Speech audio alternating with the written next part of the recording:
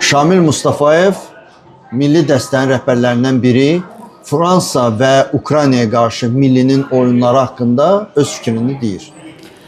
Məncə milli, yəni oynamalı olduğu oyun oynadı. Yəni müdafiə olmalıydı mütləq. Yəni Fransa ilə də, Ukrayna ilə də hər ikisinin gücü bəllidir.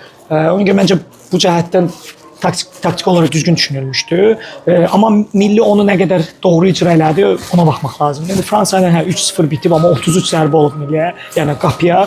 O demək ki, milli faktik olaraq oyun oynaya bilmədi. İndi imkan vermədi, olmadı, amma fakt alınmadı. Ukrayna isə oyunda milli məsələn 60-70-ci dəqiqədə açıq pis oynamadı.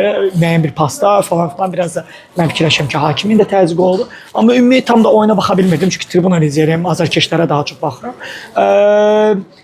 Belə deyim də, yəni daha tamam vuruşdu, döyüşdü. Daha yaxşı oynaya bilərdi. Yenə düşünürəm, biraz daha yaxşı oynaya bilərdi. Ola bilər ki, Ayxan Abbasovun əlində çox az müddət var idi deyə, yəni hazırda onun edə biləcəyi buydu.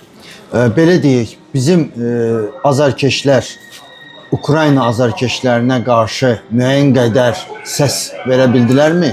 Görsənirdilərmi? Səsləri gəlirdimi? Məncə müəyyən qədər yox. Biz tam 90 dəqiqə, hardasa biz normalda 150 saydır, amma 30 dənə də biletsiz içəri keçirə bildik. Müəyyən mühafizə ilə danışdıq, digər sektorlar falan filan. Yəni 180-200 və hamısı cavan uşaqlar idi. Yəni Fransadan fərqli olaraq Fransada da çox yaxşı dəstək var idi və Fransada özünüz gördünüz, bizi yerli azarkeşlərlə yan-yana, yəni yerli fan klubuna yan-yana qoymuşlar. Təbii ki, bizim səsimiz demək olar ki, batırılmışdı.